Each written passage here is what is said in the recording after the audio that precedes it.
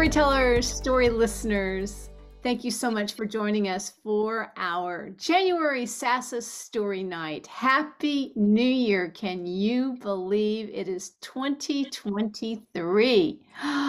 Well, cheers to a new year. And with that, feel free to lift your glasses anytime between stories. I have a few cheers myself as we get going with our stories for the night. My name is Sue Kuentz, and I am the MC for tonight. And we have a few other SASA members here, which we're grateful to always have. And we also have folks from other places. There's one from Oklahoma, Michael. Nope. Let me make sure I've got your name right. Sam McMichael. And Sam is joining us from Oklahoma, and we love having you here. And Chester, thank you so much for inviting him. The more folks, the merrier. And, you know, I don't know if you know this, Sam, but Chester told me he would drive 100 miles, if need be, to hear you tell your story of the killer chickens. Just wanted you to know that. So at some point, it would be great to hear, even if you have a recording of it, it would be so neat. So Chester obviously thinks very highly of you and just wanted you to know that. All right. So let me go ahead and go with our very first cheer. I'm lifting my hot glass, my tea of hot tea, and I'm going to say, may all of our hearts be as full as our stories are tonight. Cheers. Cheers. All right. And with that, our very first storyteller comes all the way from West Virginia. She is a SASA member, thank goodness. And hopefully we will grab her as soon as we can to come on down here to San Antonio, tell some tales live for all of us. Her name is Judi Tarowski. And if you haven't already met her from the past months that we are here with SASA Story Night, you get a wonderful treat tonight, right now, for she has a story about a wish. I do. Thank you, Sue. And it's so nice to be here in the new year with everyone.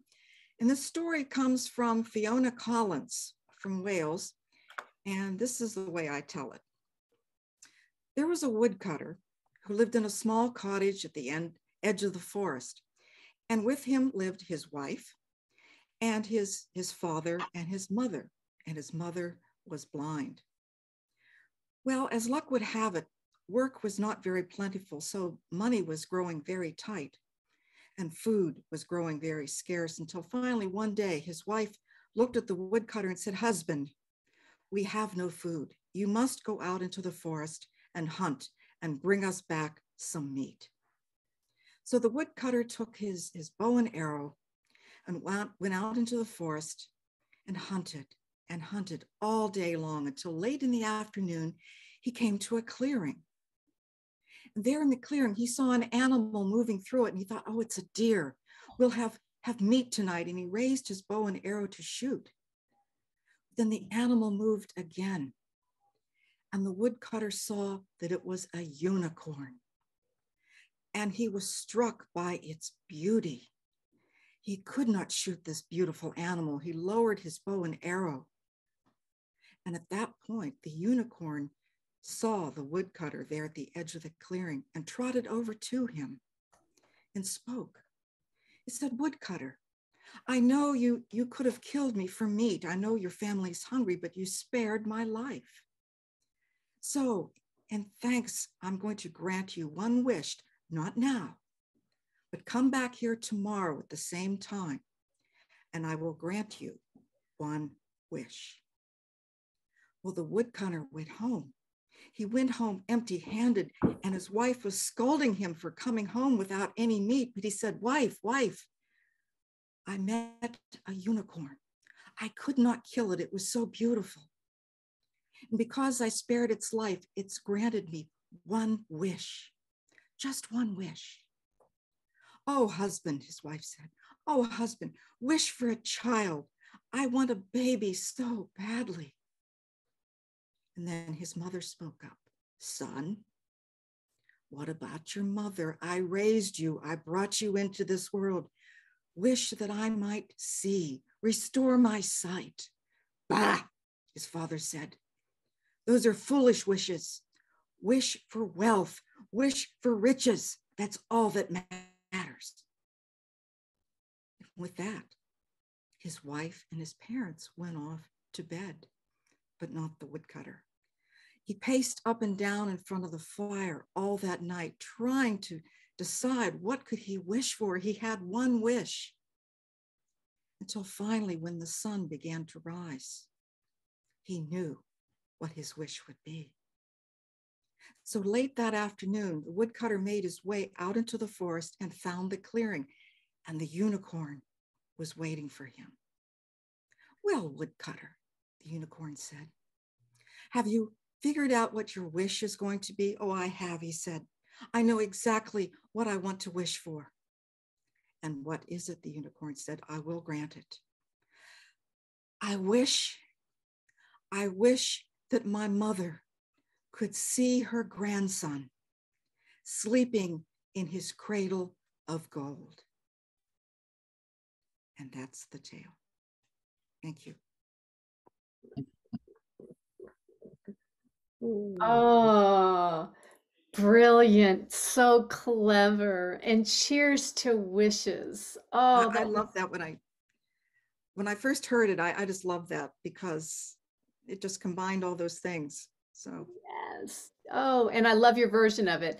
I believe I've heard kind of an Irish piece that just went on, and I thought, oh my gosh, how is he going to resolve this? And he did. It was just crazy, though. I love it. Thank you so much. thank you. Thank you for having me. You bet. And cheers to wishes. Ah, if every wish can come true, how would we be able to decide which one we choose? My goodness. Our next storyteller comes all the way from the Carolinas, I think North Carolina to be exact, Jamie Blount. And Jamie's been joining us each month, and we'd love to have him tonight. Let's all welcome Jamie to the stage. Thank you. I'd just like to mention that I'm going to have a little party at my house on Saturday that you're all invited to. I know I'm only about 1,500 miles away from you, but you're cordially invited. I'm going to have a party commemorating the Christmas that is being celebrated or will be celebrated in Ukraine, the Orthodox Christmas on January the 7th. I'm going to have a little party with some friends and neighbors. Consider yourselves cordially invited, although I think you probably won't be able to make it because of the great distance involved. But consider yourselves welcome just the same. We'll be there. Our hearts will be there, enjoying every moment. I look forward to it. Look forward to it very much. So, I think every family has stories that are passed down from generation to generation. My family's no different. And I sometimes think if it weren't for stories, there wouldn't be a family. I think stories hold families together and perpetuate them over the generations. I'd like to share with you at least one story from my family. If I have time, I'll tell another one. This is a story that I heard a long time ago. My great-grandmother, my father's grandmother, my grandmother's mother, if you will, was a pioneer, if you will. She and her family went across the Midwest in a covered wagon, ended up in Missouri. And along the way, they were attacked by Indians. Now, that's the way I heard it. They were attacked by Indians. But I think today, if I heard that, I would be something like the grandmother and her family were not so much attacked by Indians, but they encountered some very, very angry Native Americans who were intent upon preserving the integrity of their homeland. I think that's the way it would be told now. Back about 1957, 58, that's the way it was. I can't apologize for history, but I do believe that we have made some great leaps forward, and I'm very thankful for that. At any rate, my great-grandmother eventually settled in Missouri, married, had 8 children. And they had a church they loved to go to. The minister there, the pastor there was just marvelous. Everybody loved him. And when it came time for him to leave to go to another parish, the congregation organized a surprise party for him. So they waited in his house in the darkness, waiting for him and his wife to show up. They brought along, of course, food and beverage, etc., for the party. And then finally, the minister and his wife opened the door and walked in, and everybody was very quiet and very still. So the minister took a match out of his pocket and tried to strike it on the seat of his pants so he could light the kerosene lantern next to where he was standing. So he took the match and he struck it and struck it and struck it, and he just couldn't get the match to light. And he turned to his wife and said, "Cassie, I haven't got enough fire in my ass to light this match." A minister said that. Well, the whole room just exploded in laughter. And who was more surprised, do you think, the minister and his wife, or the people who were waiting for the minister and his wife to show up? Well, I never met the man, but I know my great-grandmother, born in 1858, the family had a surprise party for her on her 100th birthday. And at her birthday party, somebody turned to her and said, "Grandma, do you know how old you are?" And she replied, "Well, I was born in 58, wasn't I?" Yeah, she knew how old she was. She knew how old she was. Another story I think I have time for. Every story, not every, but many stories have sort of a moral. The moral to this story, see if you can guess what it is. I think you'll figure it out. This is a story that's been handed down from generation to generation to generation to generation, me being the fourth. A man and his wife went out fishing one day in a rowboat. And while they were fishing, they had to cut the fishing line to catch the fish. They got into a fierce argument about what was the best thing to cut fishing line with, a cheese knife or scissors. Well, it got to be a shouting contest almost. And the husband was said, "Cheese knife," the wife, "Scissors." "Cheese knife, scissors." Until finally the husband pushed his wife over into the water, held her head under the water, pulled her up and said, "Cheese knife." She said, "Scissors." He pushed her down again, brought her back up. "Cheese knife, scissors." He pushed her down again, brought her up. He said, "Cheese knife." She went back in the water. So what's the moral of the story? I think you know. You can win a stupid argument, and what have you got to show for yourself at the end? So when I was a boy growing up and my mother and I would get into a stupid argument, she would say, "Cheese knife." I'd say, "Scissors." "Cheese knife, scissors." We knew that was the end of the argument. Stupid argument. So, family stories. I think every family has stories to tell. Those are two from my family. I'm sure there's some more. I can't think of them at the moment. But I think we all have a story to tell. Every family has a story to tell. And again, I believe if there are no stories, there is no family. That's it. Thank you so much, Jamie. Yes, I suspect we have little and large anecdotes that, since I was born in 1958, I'm thinking, oh my gosh, that grandmother was born in 1958. Oh, thank you. Okay. Whew. Very cool. So I tell you what, we should probably have a theme at some point where we have those family stories. That would be so much fun. Thank you so much, Jamie. All right. Our next storyteller comes all the way from Boerne, Texas, not too far from me here in Bulverde. She's on one side of San Antonio and I'm on the other side. We love seeing her anytime we can. And Susan Whipple, again, is another SASA member, and we love having her share her tales. And we're welcoming her on the stage right now. Thank you, Sue. You're welcome. I'd like to tell you about the evolution of the grocery store in my lifetime. We all know the routine. We drive to the supermarket. We try to park as close as we can. And then we get ourselves a cart and we start walking through the aisles. The first section we get to is the produce. And nowadays, you can get anything you want any day of the year. You can get peaches from Chile in January, asparagus in the fall, and tomatoes all year round. You see the apples. There are 12 different kinds of apples, all shiny and ready to be picked up. And there's also lettuce and cabbage, washed and cut into pieces, all in their nice cellophane bags, ready to eat. Next, we go to the refrigerated cases where they have the meat. Most of all, we see a lot of ground meat, some of it very expensive and not a lot of fat in it. And then it goes downward, down the shelf until you get to the really inexpensive that has a lot of fat in it. And there are the chickens. There are whole chickens.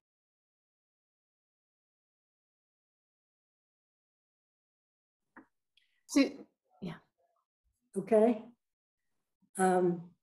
And then there are the pieces that the wings and the legs and the drumsticks and all that. And everything is packaged in that tight cellophane. And there are fish from all the waters of the world also packed clean and neat into those packages. Then we're off to the bakery. Everything looks beautiful. Such a nice selection, all kinds of things, the breads and the cakes and so on. It looks so tempting, but I often find that when I get them home, they really don't taste as good as they look. Then next comes the frozen food section. Vegetables and berries and main courses, side dishes, items to toast, items to bake, whole meals to heat and serve.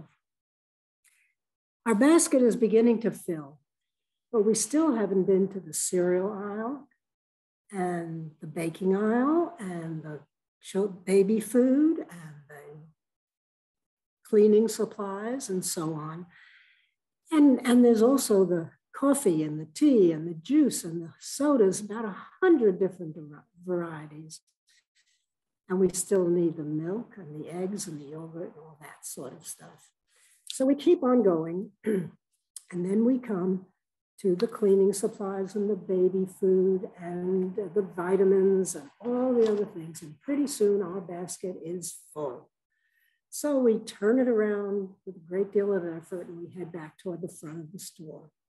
And we wait our turn, and when we get to the belt where the checker is, we unpack the entire basket onto the belt.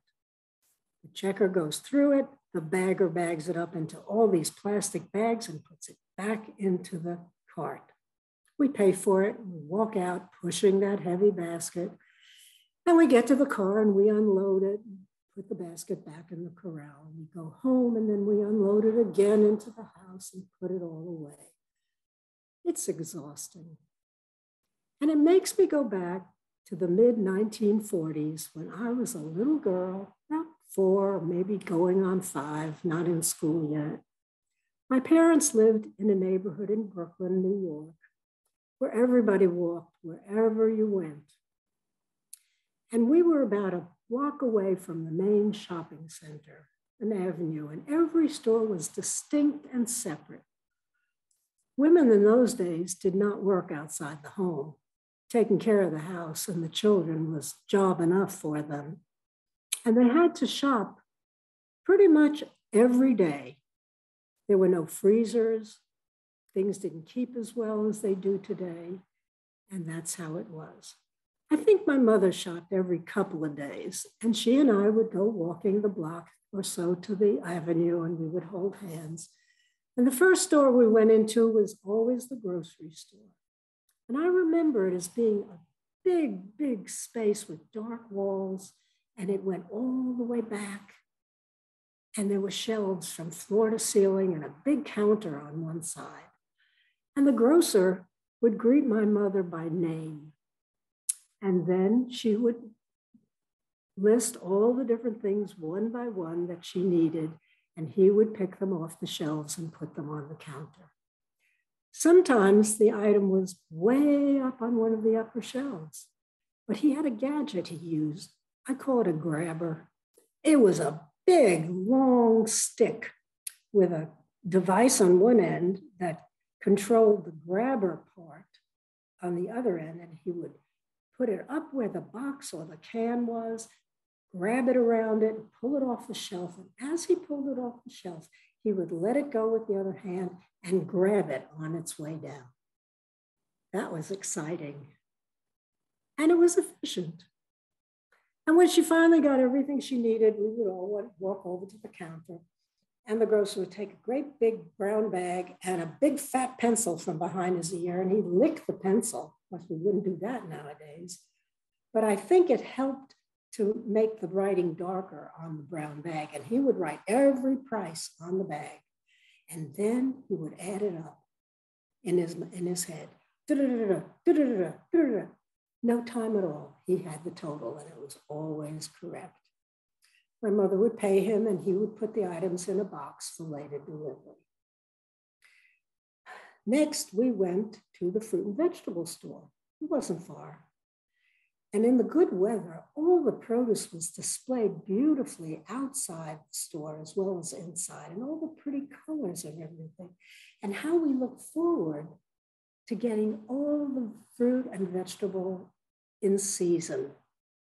Peaches, the cherries, the melons, all ripe and juicy and delicious.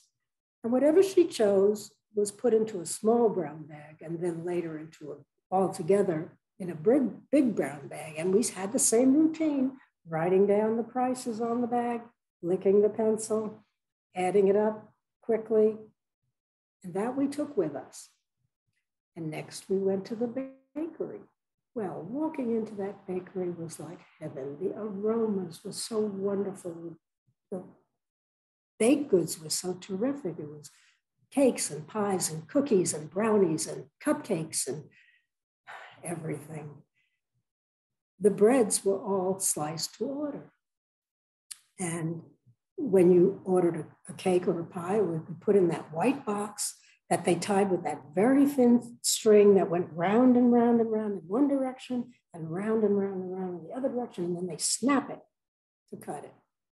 And there was always a cookie for the children. Well, we took that along with us too, and then we headed for the meat market.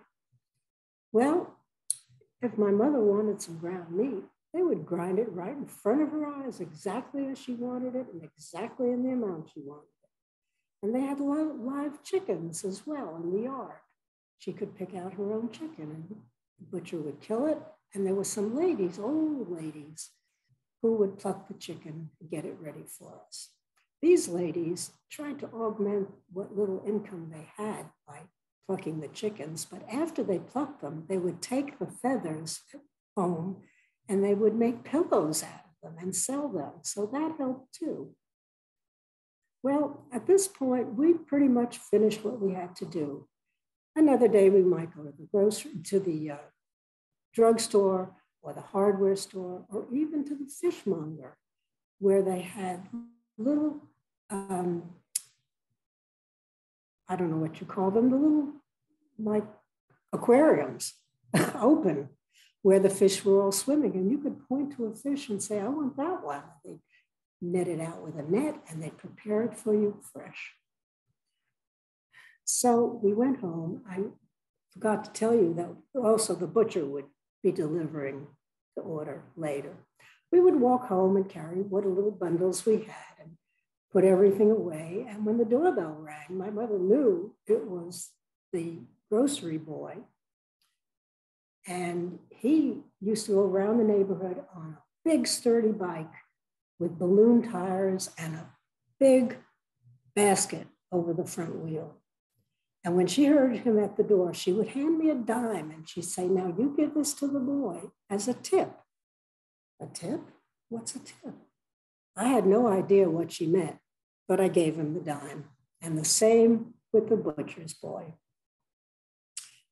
Well, you know, there's a saying, and you've heard it many times, that you can't go home again.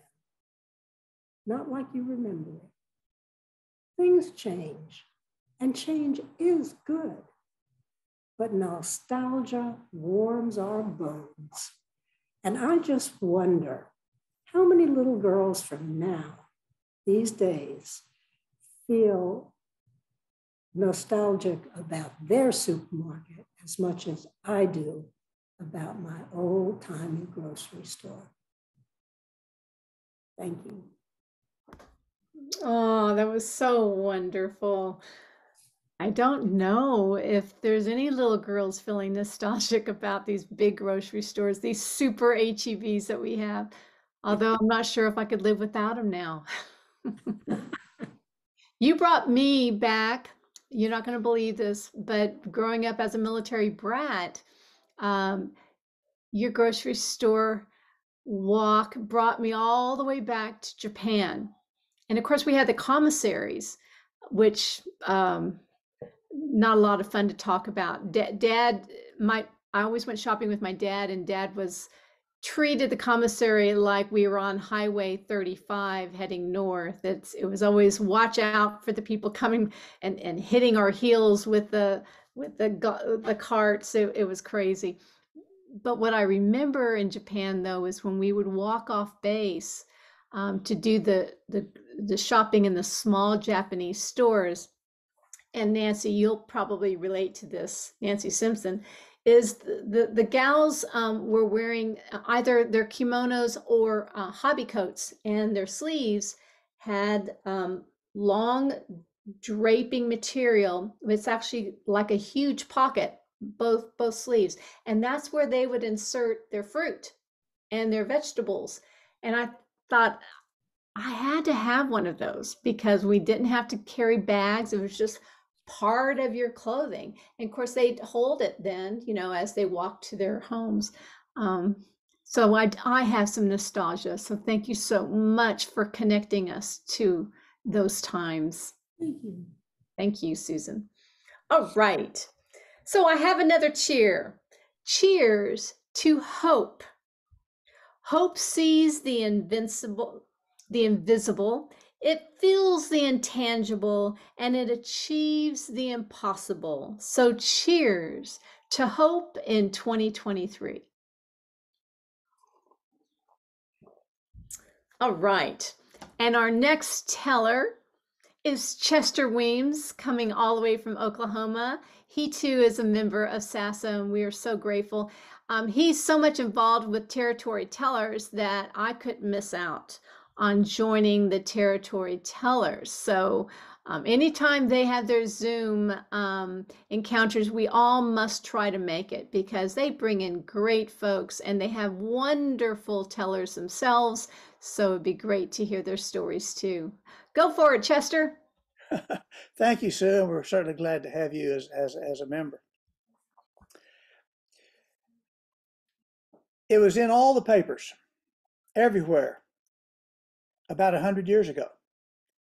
And it's been in the papers ever since. Every Christmas, it's somewhere in the papers or talked about again today, except by the deniers. There are a few deniers, but there are always deniers about things. But we're talking about an adventure at the time, a big adventure that all these guys were able to participate in. They wanted to go someplace. And so they signed up to go on this really big adventure. They were going to get to go hiking. They were going to get to do all kinds of exercises. They were going to learn about new equipment, mechanical equipment, new gadgets had just been invented. And there were even for the rural guys, or even animal lovers, they were going to learn about horses and mules. It was just a heck of a big adventure. And they were going to get to go on it, and they were going to get home for Christmas. It was a pretty good deal. You're always better off when you can see the light at the end of the tunnel. So they did, and that's the way it started. They started on their adventure, and the spring and summer went kind of like it was going to be. They advertised, and they were having a good time. They were seeing all these new places. They got to sleep outside, although sometimes they had group housing. But as the summer went on, it got a little tougher. It got a little worse. Some of the camping out, some of those boots were getting kind of worn, and things were a little tough. And And did I mention that sometimes they were getting shot at? It was just kind of a risky thing, but it went into the summer, and then we get into the fall, and it starts getting a little cooler. And as we get into the fall, it starts getting a little rainier. It's damp, and all of a sudden your boots and your clothes are kind of always kind of damp, a little uncomfortable, but we're going to be home for Christmas. Isn't that going to be great? But we keep going, and the weather gets a little more rainy, and it starts getting a little cooler. Now we're digging all these holes all over the place, and we're digging so many holes that the holes start connecting, and we now want to call them trenches. And we have trenches that are going across the countryside. They're just kind of forming a network of connectivity there that you're down in. The guys are down in there a lot. And sometimes it's kind of an interesting thing. You can stick your head up and someone will take a shot at you. What's going on here? And then, but luckily you have guys that can take a shot at the guys across the field in the other trenches over there that are also waiting to go home for Christmas. And it gets colder and colder, and in November, and then we get into December, we're getting closer to Christmas, and no one has heard about when they're actually going to get to go home or how we're going to get to do that. But then it keeps getting worse and worse, and then we're getting really close to Christmas, and the weather gets drier. It's not rainy as much, but it's getting colder and colder and colder. And that water, those fields, you had a big old field out there beside your trench, and you look across the field, and there were guys over there on the other side of the field. They were in trenches too. And what used to be a farmer's field or a forest is now kind of littered with potholes and dead trees. It's not a very pretty place. Sometimes you get out there and you walk over toward those guys, and they start shooting at you again. And they're pretty good shooters, and so you get to drag some of your guys back. But luckily your guys are good shooters too, and so they on the other side, they get to drag some of their guys back. And so that's the kind of way it is. But Christmas is getting so close, and here we are at Christmas Eve, and no one knows for sure who started it or where the first incident occurred. There are rumors that it could occur in many places, but the first one that they know of recorded was, Private Drucker. He was out wandering in that field, and he shouldn't have been out there. And all of a sudden, Private Drucker had 3 guys from the other side surrounding him, and he had a suspicion that he was in trouble. Except one of the guys from the other side reached in his knapsack and he pulled out a bottle of whiskey. And another guy reached in his and pulled out a couple cigars, and they shared them with Private Drucker. And they started talking. And one of them said, because they spoke English some, and one of them said, tell you what, why don't you go back over and talk to your guys, and we'll quit shooting at you for Christmas if you'll quit shooting at us. And that sounded like a reasonable thing to talk about. So he went back to the British side, and he started telling his guys, and they thought, that's not a bad idea. We could do that. Let's just kind of hold off on this a little bit. In the meantime, they're all building fires to keep warm in all these trenches. It's like a big old line of fires. And then you look across the field, there's a big old line of fires over there too, where people are trying to keep warm on both sides. And we don't know who fired the first shot, but on one side, we think it was the Germans. They started the thing by singing a Christmas song, a Christmas carol. And the British couldn't let that go. They had to respond with one on their own. And you know what the strange thing about, as the music started on both sides of the field? The songs were familiar to both sides. Culturally, they weren't all that much different. It's just kind of an interesting thing. Now, I will tell you that when the shooting stopped, there were some officers on both sides. They were so sure about that. In fact, they sent up to their higher ups that, hey, these guys are wanting to stop shooting, and the higher ups weren't sure that was a good idea. I mean, how can you have war if you don't shoot at each other? It's sort of like you know, what if you gave a war and nobody came? And that they were worried about that. In fact, one English officer was quoted as saying, you know, I kind of miss the sound of an occasional sniper. But the guys on both sides, they were kind of taking care of that, enjoying it. So that evening, it was quiet, Christmas songs and fires. The next morning, a few people were brave and they ventured out onto the field of, now it's kind of an icy field, all the little pockets of the holes, they had ice in them. And they started walking out there and nobody fired. The guys on the other side walked out. More and more people walked out from both sides, and they got in the middle of the field and they started talking a little bit. And then something else happened. Someone threw a soccer ball right out in the middle of them. And soccer for 25 years had been a big sport in both Britain and Germany. And they took their hats off and they made boundaries for the soccer field and they made boundaries for the goals and they started playing soccer. And pretty much, you know, people in those days kind of were sportsmen and they kind of kept who were doing it. They weren't watching the rules real close. But that's what they did on Christmas Day. And there are stories that this happened all up and down the line in many places in southern Belgium. Now, farther east, it didn't happen so much, as mentioned in the story earlier, that the Russians had a different calendar. They didn't celebrate Christmas until January the 7th. So that didn't happen there. In other places where the Germans were across from the French, that didn't happen because the feeling was so strong. But where the where the Germans and the British were, it happened lots of places, people recorded. And even in recent years, they were still interviewing people from those times, trying to verify that it did happen and it wasn't all made up. Because a lot of those people, well, they didn't make it to the end of the war. But they had that one day where that Christmas spirit, and they didn't get to go home for Christmas, but Christmas kind of came to them. We're talking about 1914. The war goes on until 1918. The Americans get into it in 1917. My granddad happened to be one of those. He was a mule skinner. Wow.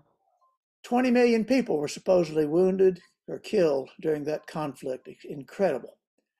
But for one day, in a few places it actually went into January a little bit, but mainly for one day, there was the Christmas truce of 1914.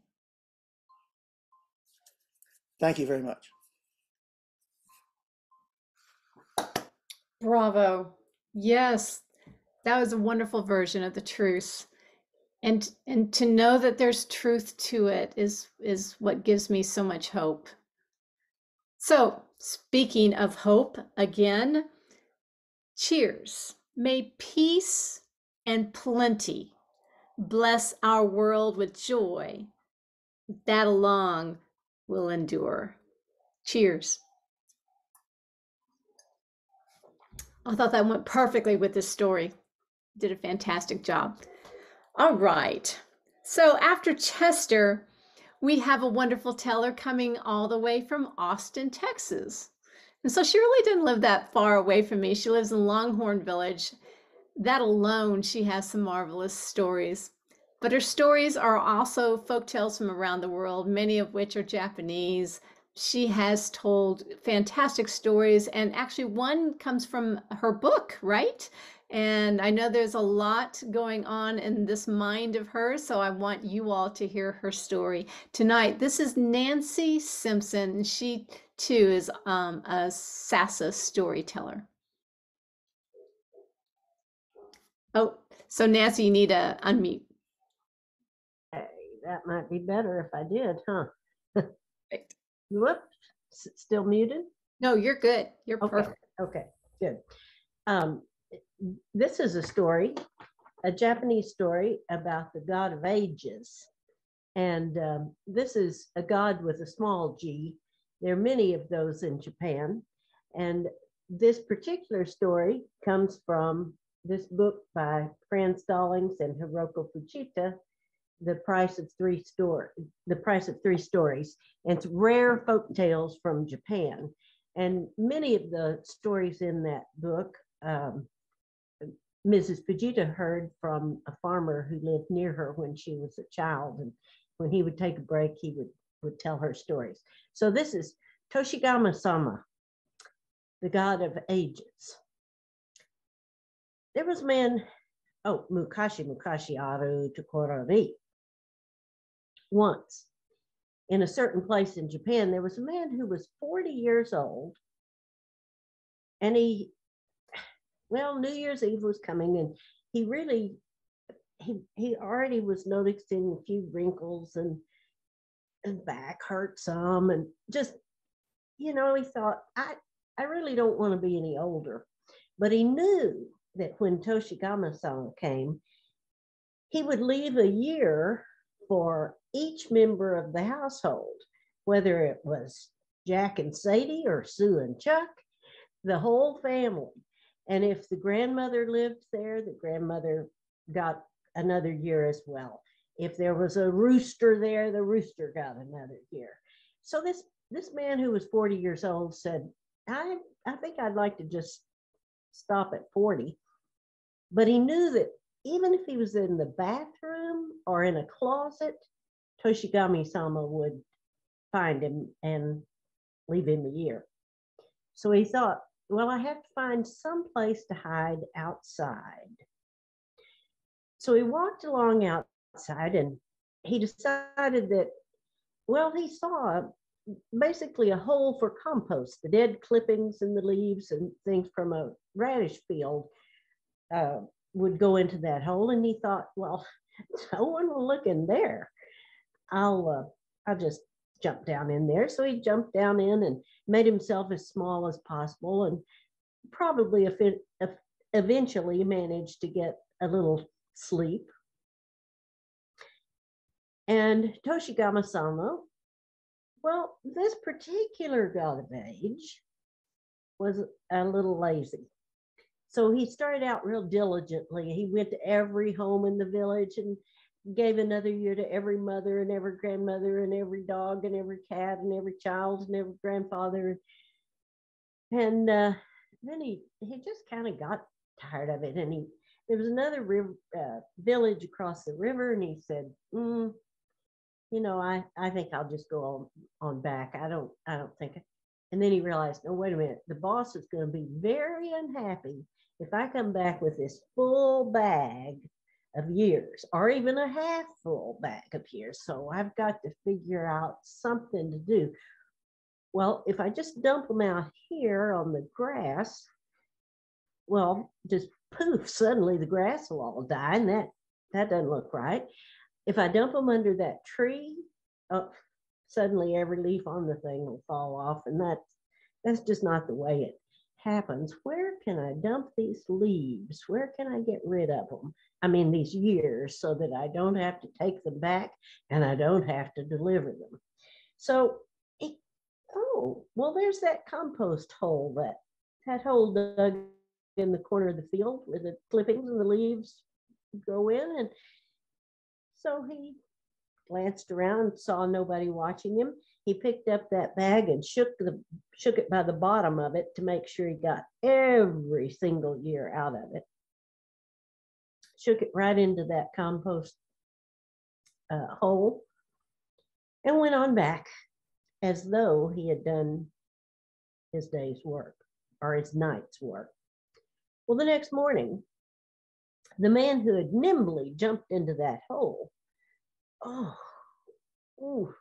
he woke up and he thought, man, I'm stiff. Well, I was crouched in that hole all night. I guess that's it. And then he happened to glance at his hands, and they were all wrinkled. They looked like a paper sack that had been crushed. And so he managed to finally, with great effort, climb out of that hole that he had gotten into so easily the night before. He climbed out, and he found a little stream from the river, and washed his hands and washed his face. And when the river died down, when the motion of the water stopped, he saw his reflection. And overnight, he had become an 80-year-old man. Oshimai. Vijita-san says she doesn't have to worry about Toshigami-sama coming to her because you're supposed to have an immaculate, clean, freshly cleaned house. And I don't think I'm going to have to worry about that either. I guess I'll just have to get old on my own because I don't think he'll show up for my house either. So that's the story of Toshigami-sama. That is wonderful. Oh my goodness.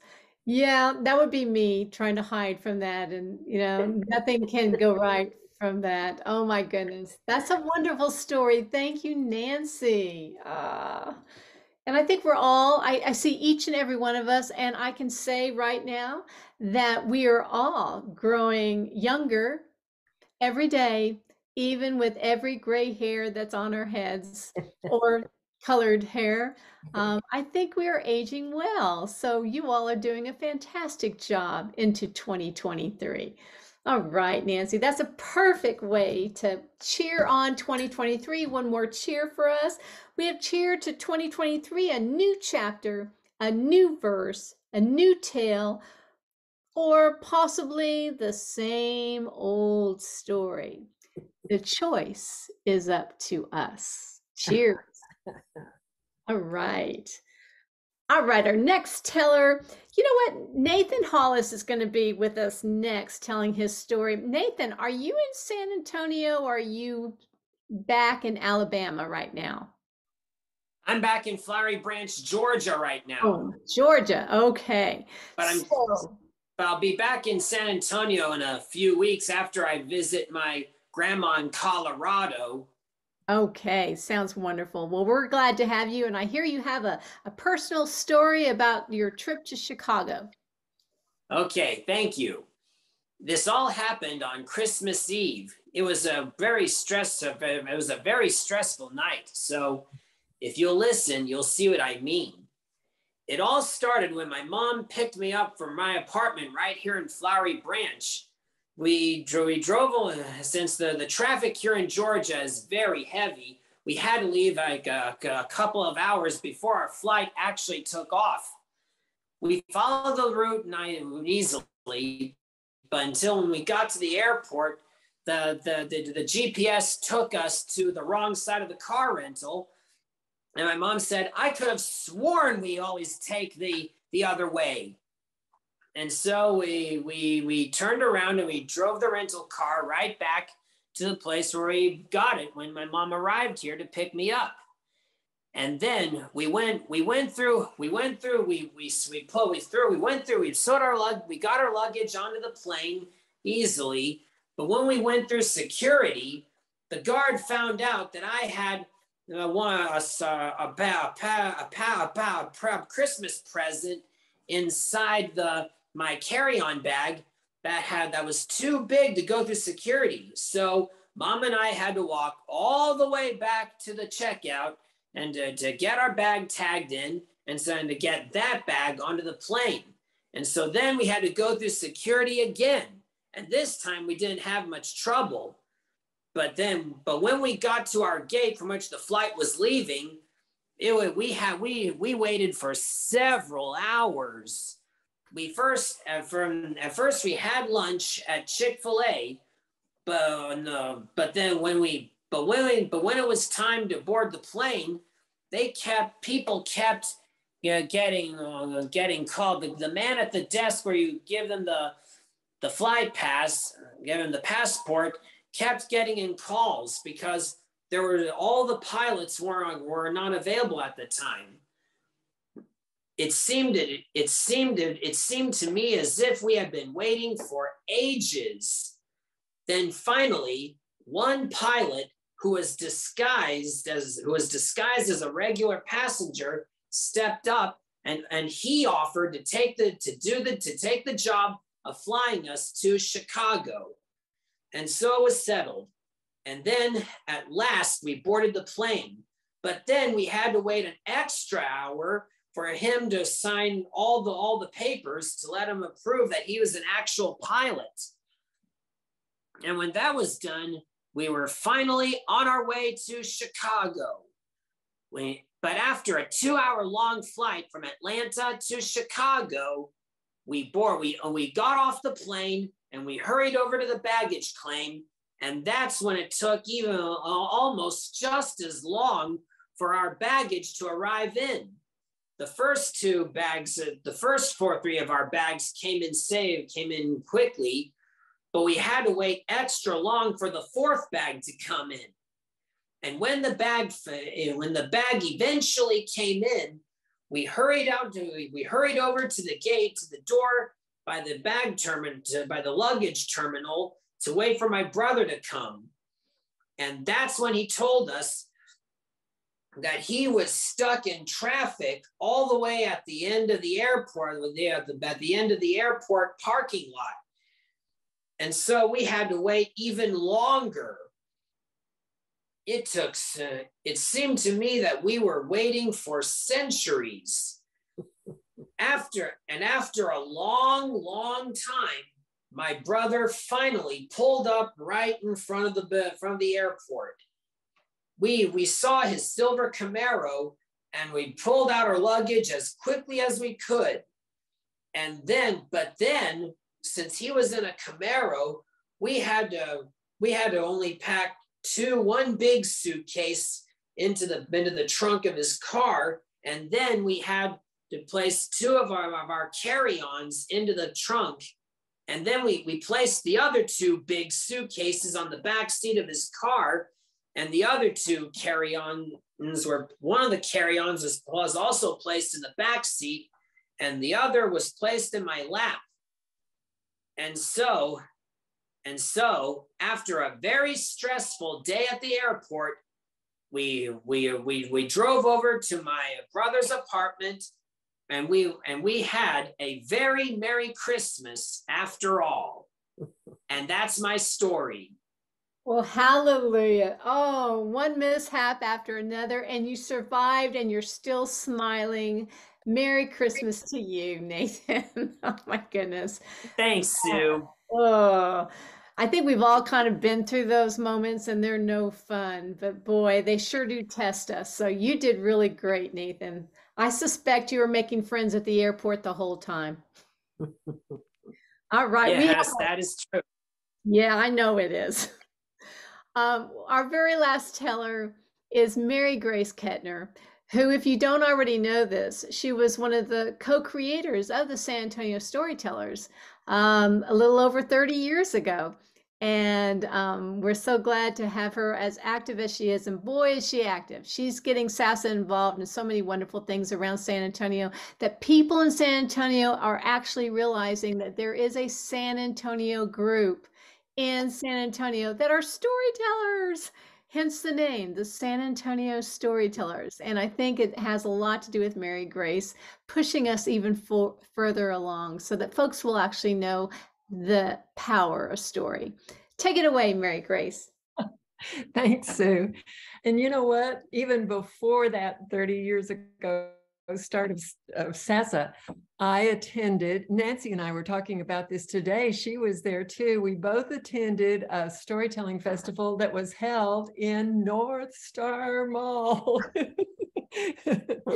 And it had some of the greats of that day. Janine Beekman was there, Barbara McBride Smith, and Doc McConnell. Nancy, do you remember who some of the other tellers were? I remember John Henry Falk.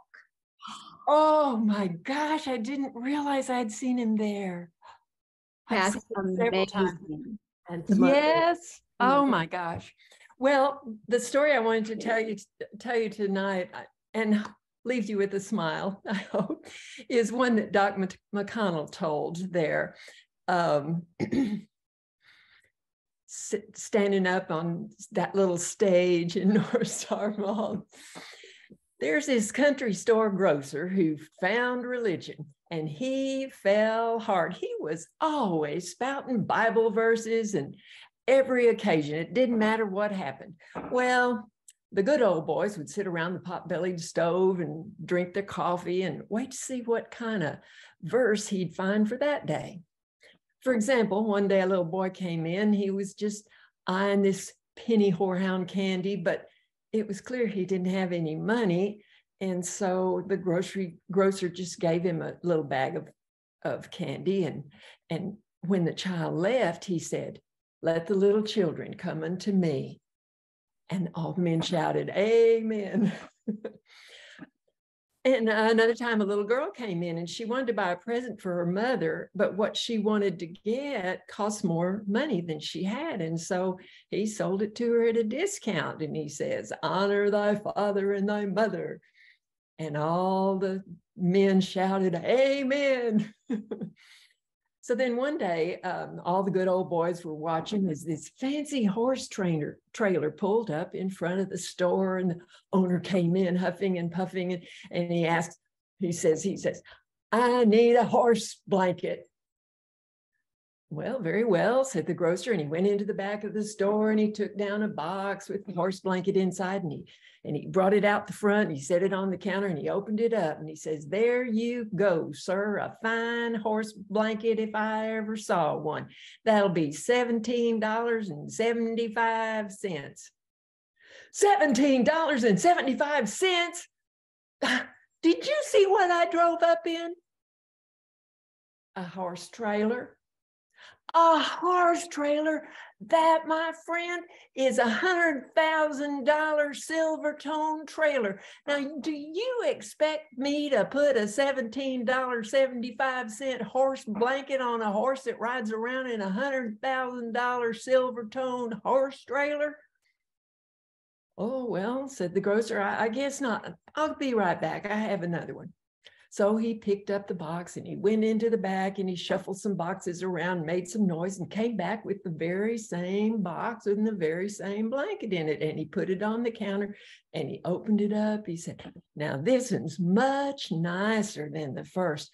See how the detailing is finer, and it's set at $37.75. $37.75, the man said. $37. Mister, do you have any idea what travels around in a $100,000 silver tone horse trailer?" "A horse?" said the grocer. "A horse? A horse? That's not just a horse we're talking about. A $200,000 Tennessee walking horse is what it is. Do you expect me to put a $37.75 blanket in a $200,000 Tennessee walking horse that rides around in a $100,000 silver tone horse trailer?" "Why, no, sir, I certainly do not, but you have come to the right place. I think I may have just the blanket that you are looking for." And so he picked up the box and he took it back to the back of the store, and he shuffled around and bumped around and made some noises and coming back. And he was carrying the counter, coming to the counter and carrying the very same box. And he put it down on the counter. He said,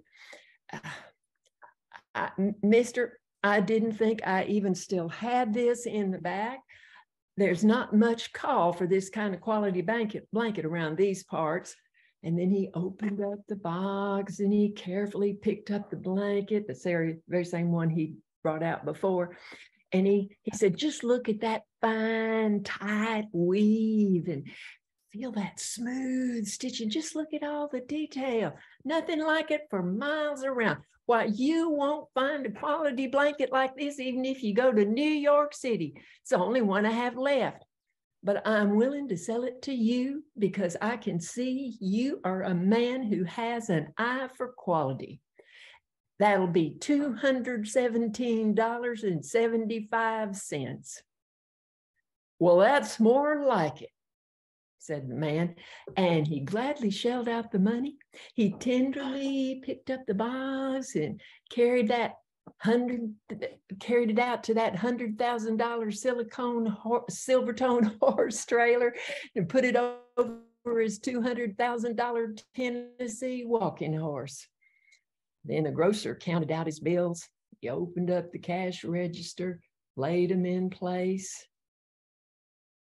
Now, the good old boys had been watching all this, of course, and they lit themselves some cigars and they sat back in their rocker to see just what Bible verse could possibly go with what they had just seen happening. Well, finally, the grocer closed the drawer with a ding. He leaned on the counter and he said, "He was a stranger and I took him in." And the men shouted, "Amen." Amen.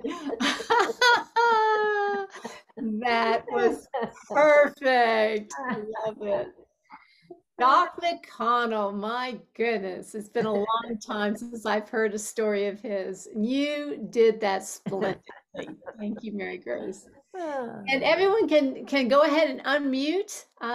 Sadly, we are done, but the great thing is that we'll be back very first Wednesday of this next month, February, and we hope to see each and every one of you. Feel free to say hello to anybody. It's been great to have everyone here.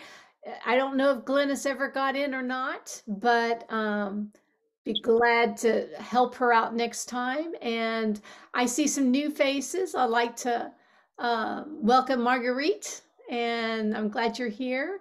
And let's see. I see Mark's son, Tyler. I'm so glad you're here. Hope you had a Merry Christmas. Yeah. And again, I'd like to thank John Hale for hosting us tonight. And yeah, y'all go ahead. I'll be quiet. What a fun evening. Thanks, everyone. Yes, Thanks thank you for very much. letting me listen in. Oops. Thanks for letting me listen in. This is Nancy de la Cerda. Oh, Nancy, anytime. We're so glad you're here.